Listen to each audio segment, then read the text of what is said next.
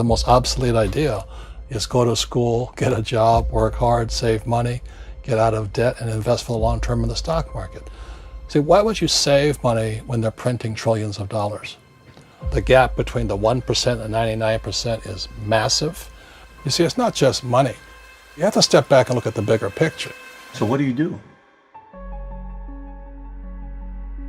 In every one of us is a poor person. There's still a poor person inside me. There's also a middle class person, and the middle class person wants security. They want that steady paycheck. And there's a rich person.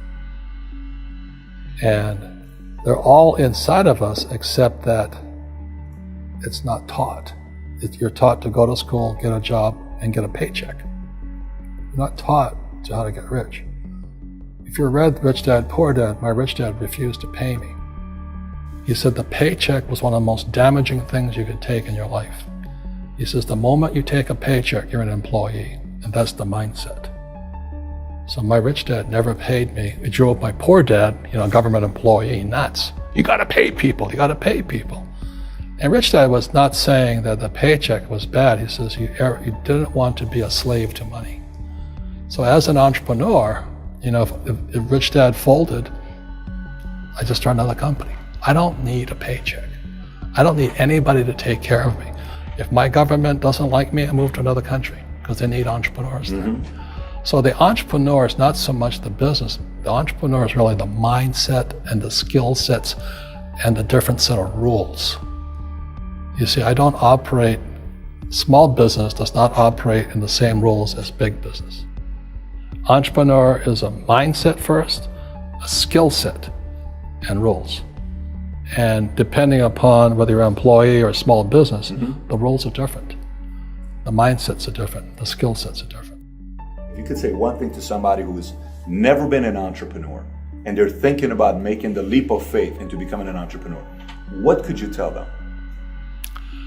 Well, I'll just tell them the same thing that happened to me. My last paycheck, I still remember it clearly. It was one of the worst and the best days of my life. And I was in Puerto Rico. I was working for Xerox, and my boss gave me my last, it wasn't a paycheck, it was a bonus check. I think it was about $30,000 taxable. It's the only problem with that. So I got this check and I went, holy mackerel. So I was excited, but I was also disturbed. And so this other guy comes up to me, his name was John, and John says to me, he says, you're gonna be back. I said, why? He says, because you're gonna fail. I looked at him and said, look, few expletive words, because that's what he did. He left Xerox, failed, and he came back. And I said, look, you failed and you came back, but I'm gonna fail and I'm never coming back. And that's the attitude.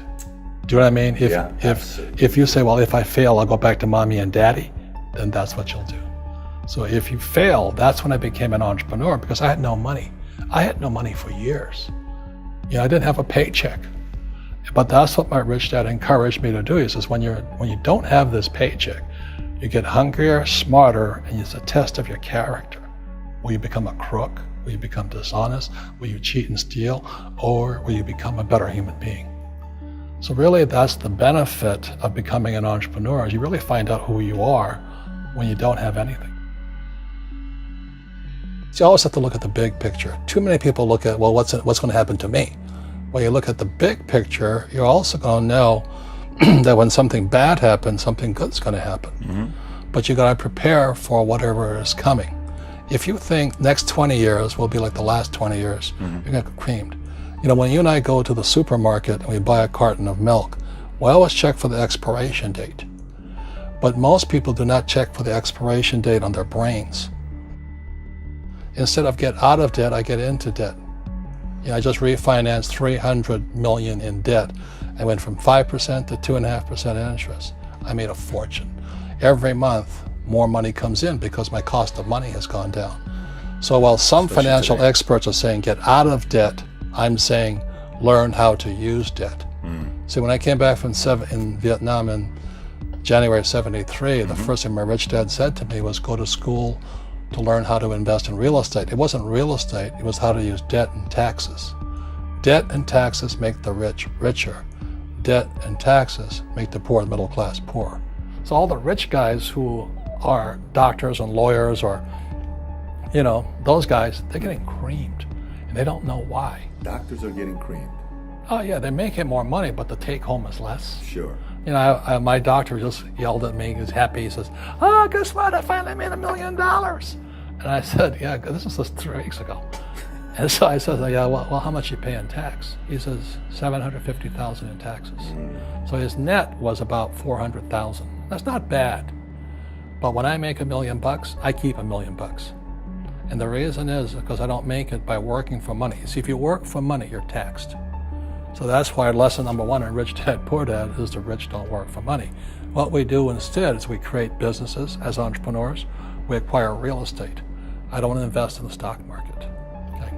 So the reason is because as entrepreneurs, I have more control over my income, how much I make, and how much I pay in taxes. And because I'm an entrepreneur as well as an investor in real estate, I pay 0 tax. So every time I make, let's say, $1 million as an entrepreneur, I immediately invested in real estate and I have a 4-to-1 step up. So I put $1 million in real estate, I get $4 million from the bank. That's why I love banks. But the banks are screwing everybody else, terrible, but it's good for me. That's why you say when you print, it's good for you, but when you print, it's bad for people that work for money. Because when you print, savers get creamed and people who work for money get creamed. When they print, debtors get rich. You see, debt and taxes make the rich richer, and debt and taxes make the poor middle class poorer. When we have obsolete ideas, we get obsolete results. So what's happening for most people, the idea of going to school, getting a job, working hard, saving money, getting out of debt, buying your house because it's an asset, and investing for the long term, is obsolete.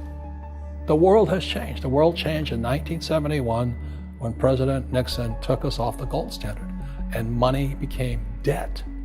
What if we get rid of school? Then what would happen? Would it be better if we had no educational system at all? No, I'm saying education is more important before. It's just obsolete. There's Moore's Law which states information doubles every 18 months. In other words, everything's obsolete 18 months.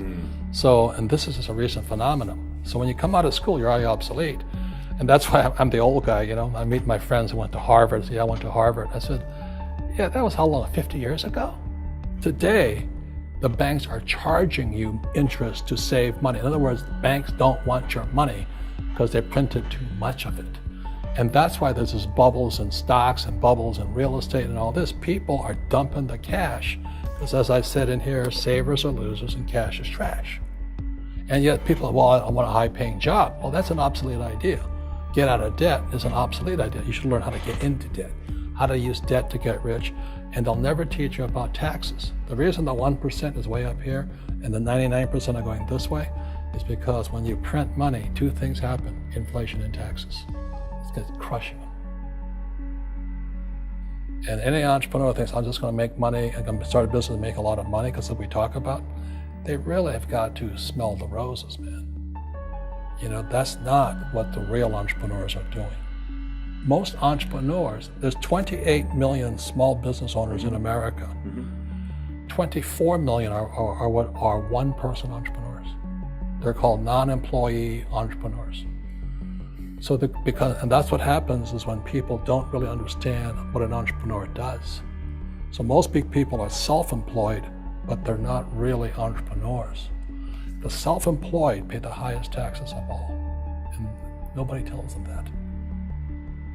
Yeah, it's also called the entrepreneurial spirit, but what we were actually talking about was there's no such thing as a bad economy. There's external, you and I, we all have an external economy, but we also have an internal economy, and the willpower is to change our internal economy. So for me, I can see the good and I can see the bad. I don't really give a damn because I'm going to be rich anyway. But a poor person with a poor personal economy, all they're going to see is a bad economy because they don't know how to make money in any economy. And a middle class person, they have a middle class economy. What they want is a nice house and a steady paycheck and the job and the car. And so when you take their job away, to them, that's disaster. Well, since an entrepreneur doesn't have a job anyway, it's no big deal. So all I'm saying to people, and it's what Bucky Fuller taught me, is always two sides, you know what I mean? Unity is plural, at minimum two. So if you think the economy is bad, it's because your economy is bad. If you think that steady, employment is important, then you'll see an economy without jobs. Your economy versus the external economy. What you control versus what you can't control. I can control. Yeah, it's called an internal focus versus an external focus. So the real entrepreneur has an internal focus. That if they fall down, they say, "Oh, this is good, because I'm going to go up higher." The average person will fall down and say, "Oh, I'm going to take some Prozac," or somebody has a mistake. So, "Oh, the mistakes don't matter." Well, mistakes matter. It means you didn't know something. But a real entrepreneur, whether they fall down, they always can go up. They can stand back up and go higher. That no matter what happens to them, they get stronger and better and smarter and happier. But a person with a weak internal mindset is that they're so afraid of what happens, it generally happens. Like, people who are afraid of losing their jobs, they generally lose their jobs. You know what I mean? Yeah, so everything comes through you. Yeah, so the entrepreneur first job is to control inside here, not outside there. The moment you take that paycheck, you're an employee. You've got to be stronger than that. It's about inside control.